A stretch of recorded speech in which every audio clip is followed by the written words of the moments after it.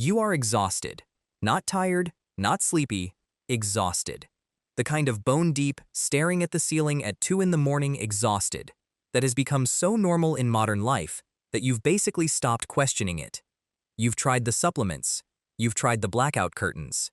You've tried the white noise machine and the magnesium powder and the phone off by 9 rule. Maybe it helped a little. Maybe it helped for a week and then the exhaustion came back. Because the exhaustion always comes back. And you tell yourself, this is just how it is. This is the price of being a functional adult in a complicated world. A medical condition, a modern epidemic, half the developed world running on a sleep debt it can never repay. That's the story you've been told. Here's what's actually true. There is a group of people living in northern Tanzania, near the shores of Lake Eyasi, who sleep less than almost any population ever formally studied. Fewer hours than you. Fewer hours than your sleep-deprived colleagues. They go to bed later than a New York City night owl and wake up before most of those same people have finished their first coffee. They do not have mattresses engineered by PhDs. They do not have sleep trackers. They do not have a single controlled variable that modern sleep science would consider optimal. And they are, by virtually every biological measure researchers have been able to apply, cardiovascular health, inflammation markers, mental acuity, stress hormones, dramatically healthier than you are. They are the Hadza, and what they do every night is probably the single most disruptive piece of data in the entire field of sleep science. Because the researchers who studied them were expecting to confirm what we already believe, that more sleep is better, that modern people are sleep-deprived relative to some ancestral ideal, that if you could just sleep the way your ancient ancestors slept, everything would improve. They went to Tanzania to find the proof. And they found the opposite. What they found instead forced them to go back and rethink nearly every assumption the field had been built on for the last 50 years. And what those assumptions got wrong isn't just interesting. It changes what you think you know about your own body, your own nights, and why you feel the way you feel when you wake up tomorrow morning. Let's start with what the Hadza actually are, because the word tribe gets thrown around so loosely it's lost almost all meaning. The Hadza are not a museum exhibit. They are not an isolated remnant population frozen in time. They are roughly 1,200 living people who have maintained a hunter-gatherer lifestyle in one of the most demanding environments on Earth, the dry scrubland around Lake Eyasi in the East African Rift Valley, for at least 10,000 years, quite possibly much longer. The genetic and archaeological evidence suggests continuous habitation of this region, by Hadza ancestors going back further than that, possibly as far back as 100,000 years, making them one of the oldest continuously inhabited populations in the world. They are primarily hunter-gatherers, though the ratio shifts seasonally. Women gather berries, tubers, and baobab fruit. Men hunt with bows, hand-carved, not bought, and forage for honey, which they locate by following a bird called the honey guide in a partnership so old and so specific that the bird has evolved behavioral traits specifically calibrated for guiding humans. Not any animal, humans. That detail alone should stop you for a second. The Hadza have no chiefs, no formal political hierarchy, no system of land ownership. Camp membership is fluid. People vote with their feet, moving between camps when tensions arise or resources shift. They share food almost completely. A hunter who brings down a large animal does not own it. It is distributed across the camp by custom, so consistent it has the force of law even without a legal system to enforce it. A man who tried to hoard a kill would find himself socially marginalized in ways that, in a small group on a landscape that can kill you, carry real consequences. None of this is the point of this video. The point is what they do at night. But you need to understand who they are first, because when the data comes out, you need to know it's coming from people who are not hypothetical ancient humans in a textbook. They're real, living, active people with complete lives and profound complexity. And they sleep differently from you in ways that the science is only beginning to understand.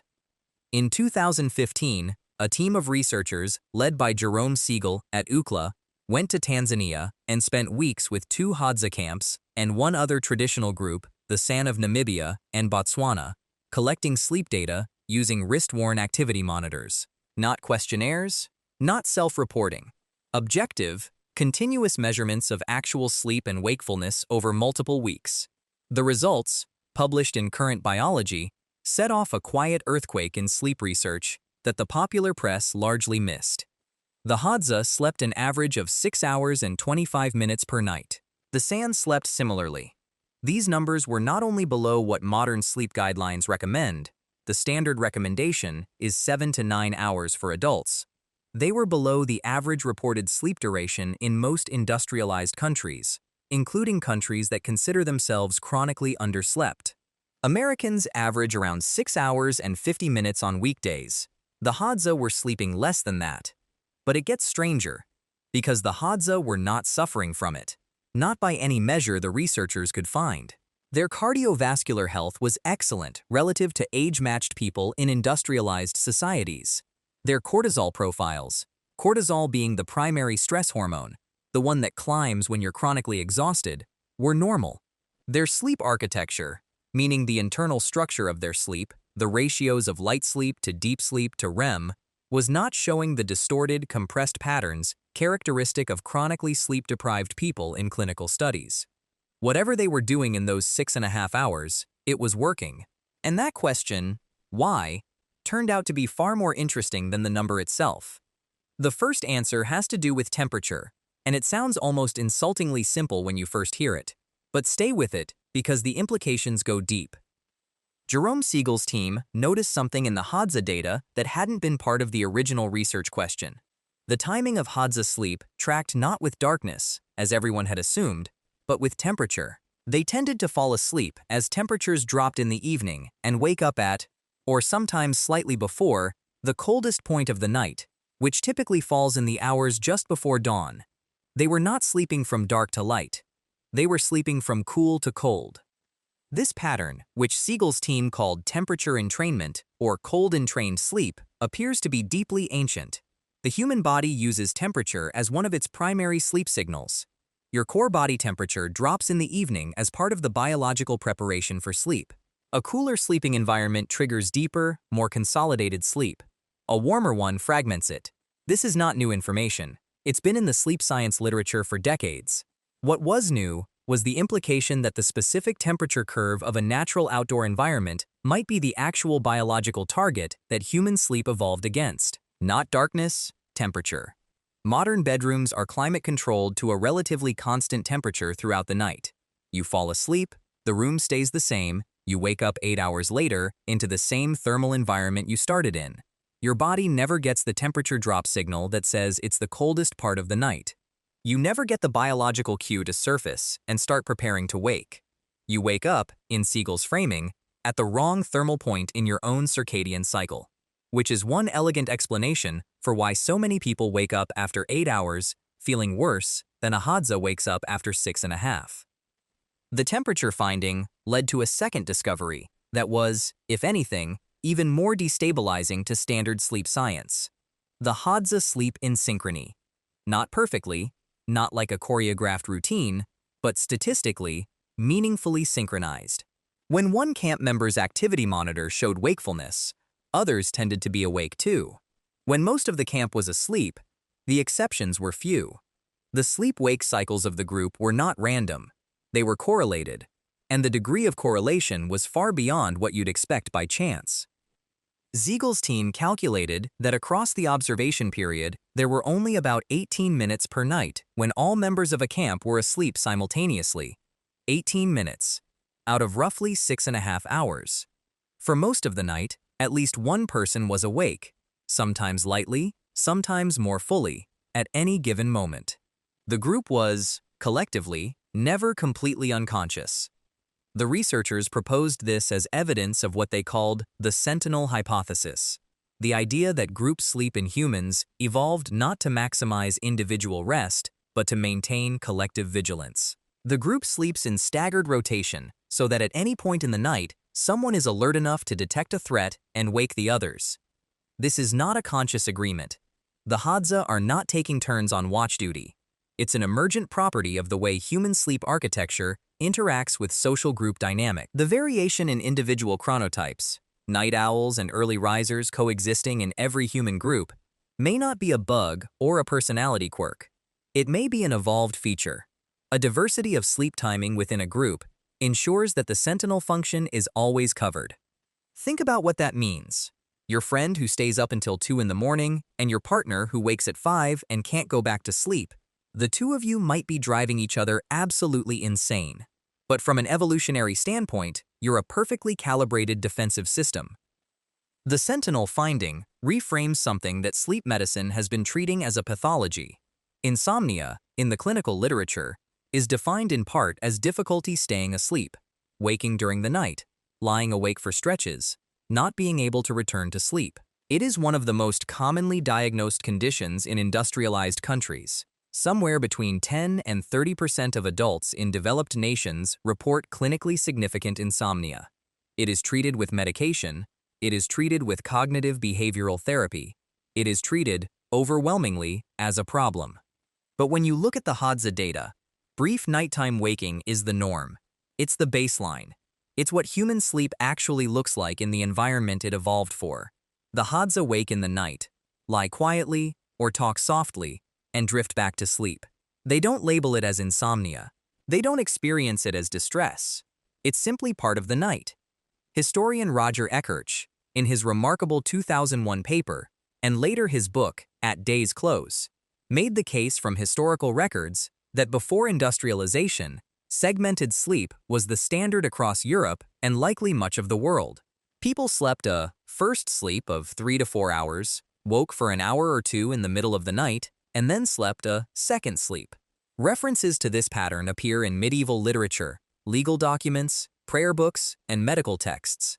It vanished almost entirely in the 18th and 19th centuries as artificial lighting extended the working day, and a single consolidated block became both possible and economically necessary.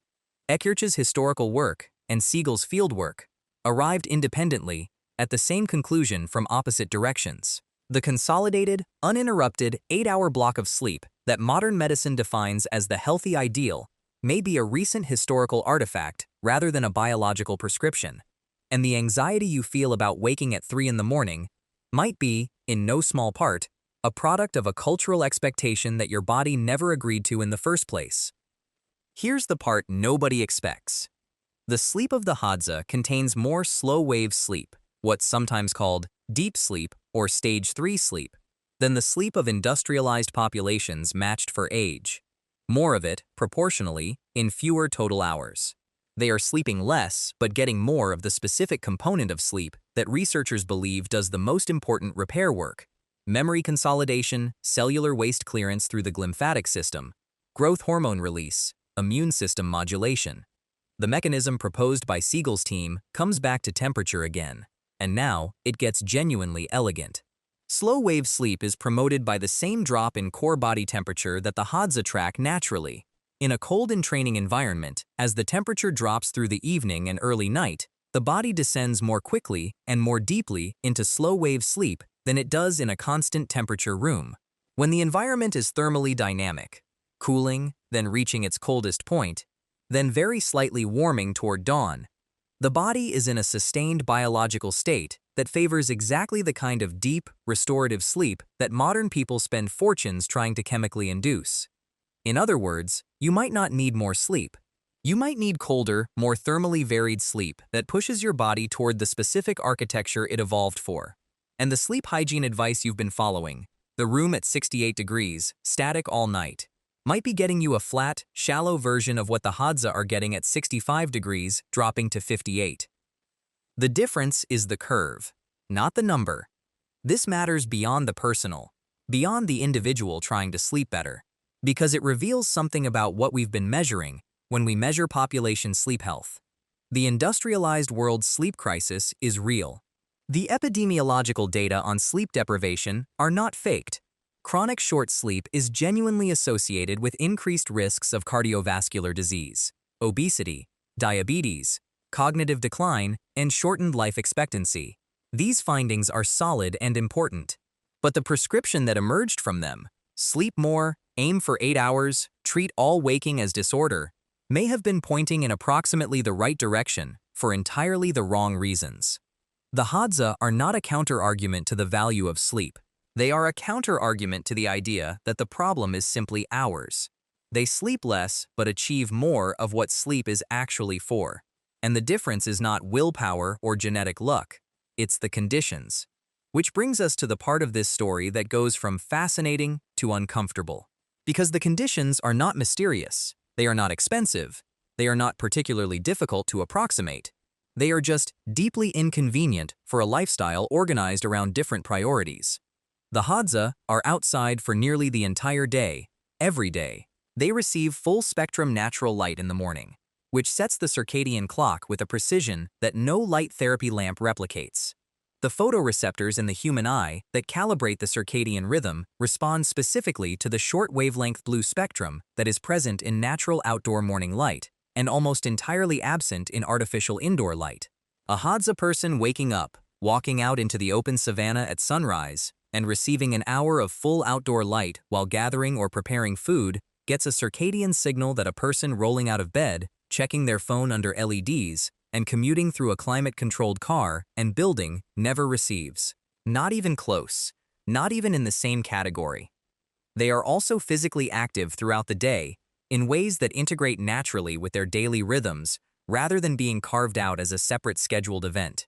Research on the Hadza's physical activity patterns, done separately by Herman Poncer at Duke University, found that they walk an average of 9 to 15 kilometers per day for men and 5 to 8 for women, but that crucially, the pattern of activity is variable and interspersed with rest in a way that modern exercise science would recognize as interval-structured, except it isn't structured at all. It's just what living on that landscape requires. Bursts of exertion, climbing, digging, hauling, sprinting after game, interspersed with recovery. This pattern of physical activity is one of the most powerful drivers of slow-wave sleep depth that exercise researchers have identified. And they have no artificial light after dark. None. The implication of this one fact, alone, is enormous. Light after dark is the single most powerful circadian disruptor in the industrialized environment. Every photon of artificial light hitting the human retina after sunset sends a neurological signal to the suprachiasmatic nucleus, the master clock of the human circadian system, saying it is still day. Blue spectrum light from screens and LEDs suppresses melatonin production, delays sleep onset, and shifts the internal clock forward in ways that compound over days and weeks into a chronic circadian drift. You feel it as lying in bed, not quite tired enough, or waking before you mean to, or that Sunday night restlessness that makes Monday mornings feel like punishment. The Hadza have firelight, which is warm and dim and, critically, flickers. The human circadian system appears to be far less sensitive to warm, low-intensity flicker than to cold, steady blue light. After dark, as the fire burns down, the Hadza sit in relative dimness. Their melatonin rises on schedule. Their core temperature begins to fall. Their sleep pressure, the accumulating neurochemical drive for sleep called adenosine, is at its peak because they've been physically active all day with no caffeine to chemically block it. And when they lie down into a social, natural, thermally dynamic environment that their physiology recognizes. The sleep comes quickly. The deep sleep comes quickly. And when they wake in the night, they are not anxious about waking. They don't check a clock. They don't calculate how many hours they have left. They don't open a phone. They drift. They talk softly. They sleep again. That's it. That's the whole protocol. Now here's the part where this conversation has to be honest about what it's actually saying, because there's a trap here, and it's easy to fall into it. The trap is the one where we conclude that the Hadza have solved sleep, and the rest of us are simply doing it wrong. And if everyone would just sleep on the ground in a thermally variable environment with no artificial light, we'd all wake up with cardiovascular profiles like 25-year-old athletes. That is not what the data says. And more importantly, it's not what the data could say, because the Hadza are not a controlled experiment. They differ from industrialized populations along hundreds of variables simultaneously: diet, physical activity, social structure, stress profile, microbiome, early childhood experience, infectious disease exposure, lifetime sun exposure, and on and on. Jerome Siegel has been careful about this in interviews since the 2015 paper. The sleep data is real. The interpretation is necessarily partial. We cannot pull the Hadza sleep fewer hours and are healthier out of context and treat it as a prescription, because we don't know which of the 100 other things about their lives is doing how much of the work.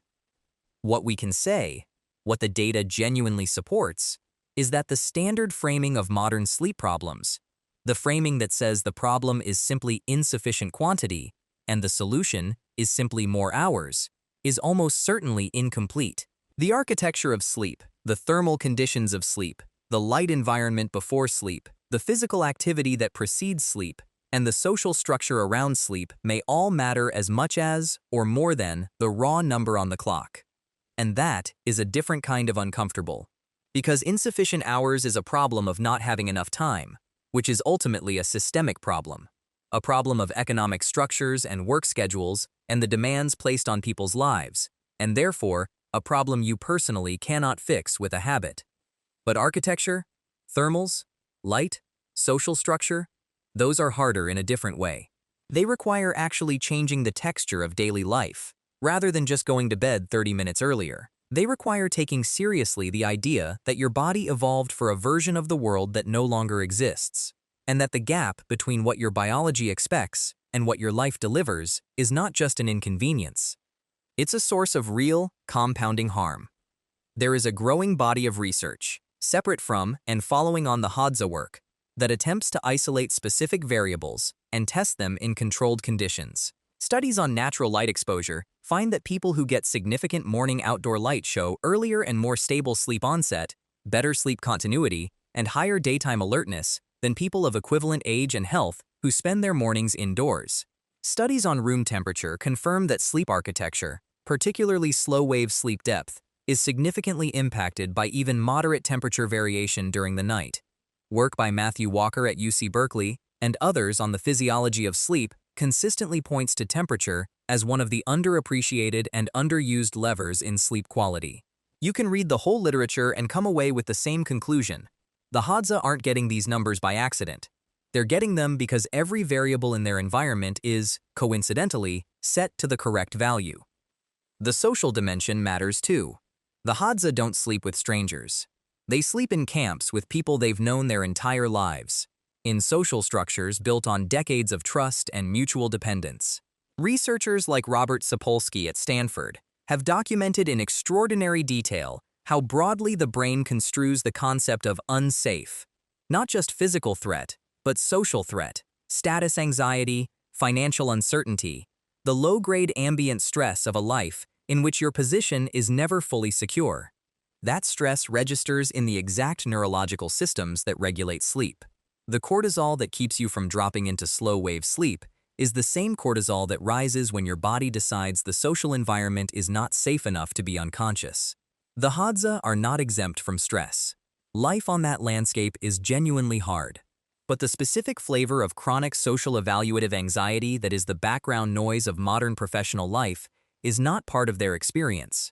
And that absence is biological. It shows up in their cortisol curves. It shows up in their sleep. So let's be clear about what we're actually talking about when we talk about the Hadza and sleep. We are not talking about a group of people who have discovered a trick. We are talking about a group of people whose entire lives, social, physical, thermal, optical, are structured in a way that happens to match what human sleep physiology evolved for, in approximately the same landscape, over approximately the same timescale. Their sleep looks like that because everything around their sleep looks like that. You cannot extract the sleep without extracting the life. And that's both the honest conclusion and the most interesting one, because it means the question you should be asking is not how do I sleep like the Hadza, but what is it about the way I live that makes sleep this hard?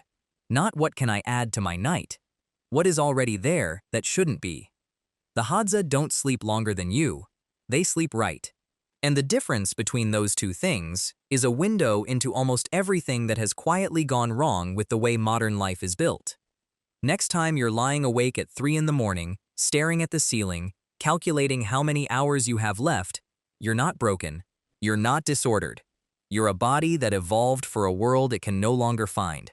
And the ceiling, and the silence, and the fact that there's nobody else awake in the dark nearby, those aren't the conditions for sleep. They're the reason you can't.